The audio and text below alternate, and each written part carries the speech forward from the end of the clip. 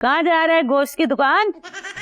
जा जाके अपना काम कर, मेरा मूड नहीं है तेरे मुंह लगने।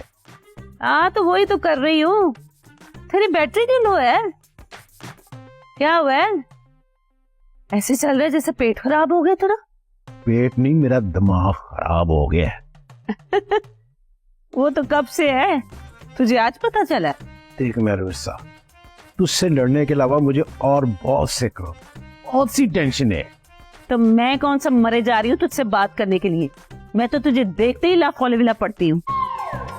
और मैं आउज़ु बिल्ला पढ़ता हूँ। देख किस तरह बोल रहे तू है? अभी तो कह रहा था बहुत टेंशन है और अब बोले जा रहा है।